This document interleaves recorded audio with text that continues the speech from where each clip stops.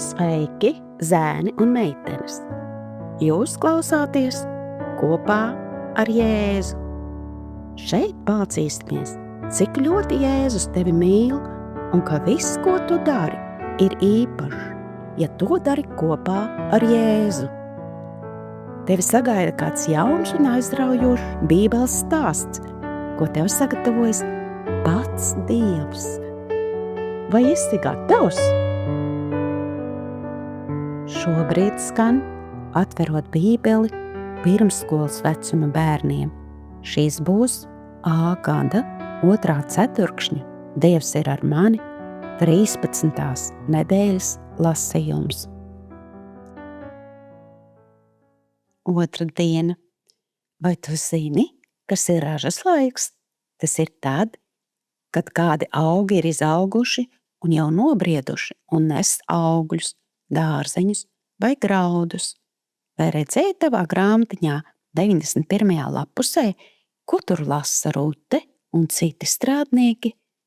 Kā tu domā, kas tas bija par ēdienu?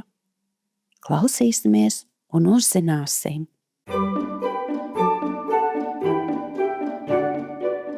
Ražas laiks Betlēmē. Garas kviešu un miežu vārpas šūpojās laukos visapkārt Betlēmē. Rute vēroja, kā vīri pārvietojas pa zeltītajiem laukiem un griež nobriedušās vārpas. Betlēmē bija ražas laiks.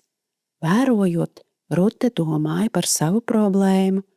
Viņai patiešām vajadzēja atrast pārtiku Naomijai un sev. Tad Rutei radās lieliska ideja. Ko viņa izdomāja? Lasīsim Rutes 2:2.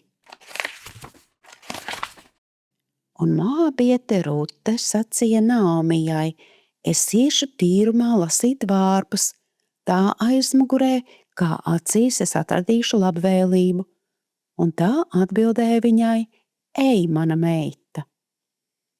Nākamajā dienā Rute agri piecēlās un devās uz laukiem. Viņa jautāja, vai nevarētu savākt pēc strādniekiem pāri palikušās vārpas. Rute strādāja ļoti smagi. Strādnieki to pamanīja. To pamanīja arī lauka īpašnieks. Viņa vārds bija Boaz. Viņš piederēja pie Naomijas vīra ģimenes. Boaz aicināja Rute pie sevis. Viņš bija nolēmis parādīt viesmīlību un ļaut viņai šajā jaunajā vietā justies gaidītai.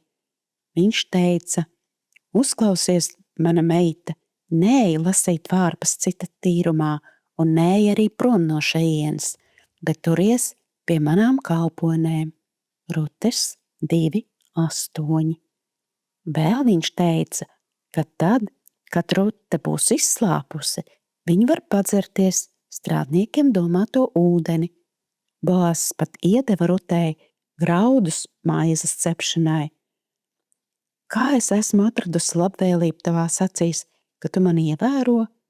Rute viņam jautāja. Rutes 2:10. Boaz pasmaidīja. Viņš zināja, ka Rute ir palīdzējusi Naomijai. Viņš zināja, ka tā bija izvēlējusies sekot Naomijai un Dievam. Tas kungs, lai atmaksā tavu labo darbu, viņš teica, Rutes 2:12.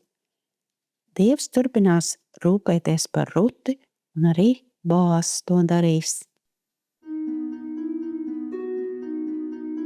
Mani interesē. Kādā veidā Boaz ļāva Rutei justies aprūpētai un gaidītai? Kā tu domā, kāpēc viņš to darīja? Mūsu atmiņas pāns mums saka, ka mēs esam kas? Dieva bērni. Dieva bērni ir līdzīgi Dievam raksturā. Rute smagi strādāja, vācot vārpas, lai palīdzētu sagādāt pārtiku savai ģimenei. Ko tu vari savākt, lai palīdzētu savai ģimenei, kā īsts Dieva bērns? Lai Dievs tev dod kādu domu, kā šodien vari palīdzēt, bet tagad klausīsimies 1.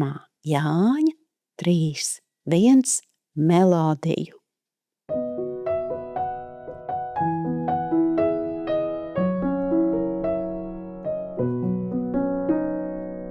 Redziet, kādu mīlestību Tēvs mums ir parādījis, kā tiekam saukti Dieva bērni, un mēs tādi arī esam.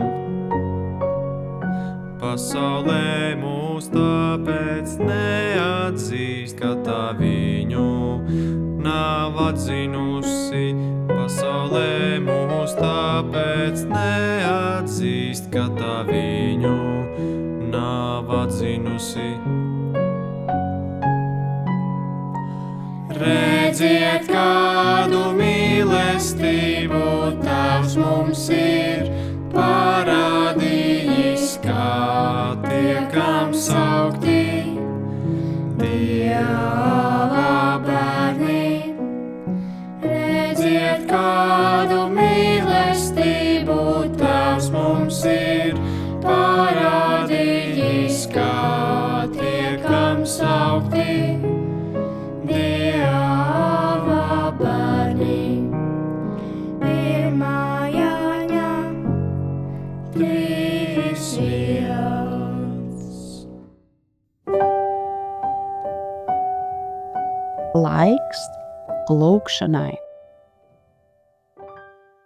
Paldies, mīļais Dievs, ka Tu esi laipns un palīdz arī mums izrādīt laipnību citiem cilvēkiem.